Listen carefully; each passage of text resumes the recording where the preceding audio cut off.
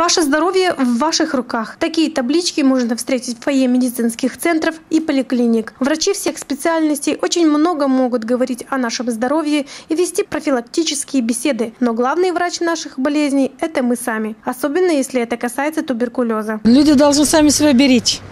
Надо вовремя питаться, отдыхать вовремя.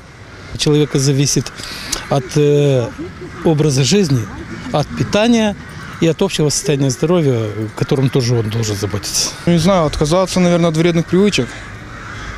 Алкоголь, сигареты. Медики отмечают, что лекарства способны вылечить человека на 40%. Остальные 60% зависят от настроя человека и от того, насколько он расположен к выздоровлению. Очень много зависит от того, как человек настроен на успех в лечении. И плюс еще здесь большое имеет значение и правильное поведение человека во время лечения и вообще.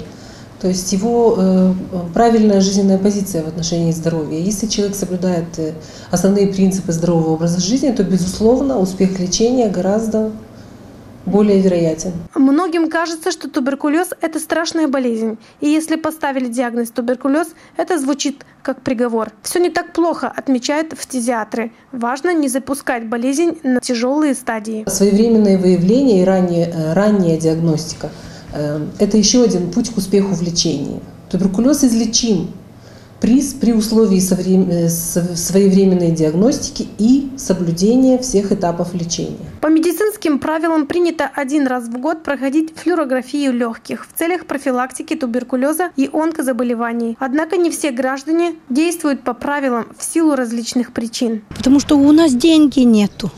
Видишь, сейчас страхование очень дороговато. Мы сейчас купили, то еще 490 лей я давала там и купила полис. 1 раз в год или 1 раз в 2 года приходится проходить этот рентген, чтобы, знаете, там простуда или грипп, то есть вынуждают проходить этот рентген. То есть в любом случае. А специально я не прохожу.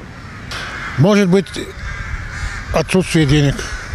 Такое положение тоже может быть, что не вовремя обратился. Потому что сейчас же все платно. Как бы там ни было, следует помнить, что вы и только вы находитесь за штурвалом вашего корабля здоровья. И как вы поведете, так и поплывет этот корабль, который из-за вашей невнимательности даже при ясной погоде может наткнуться на подводные камни и разбиться.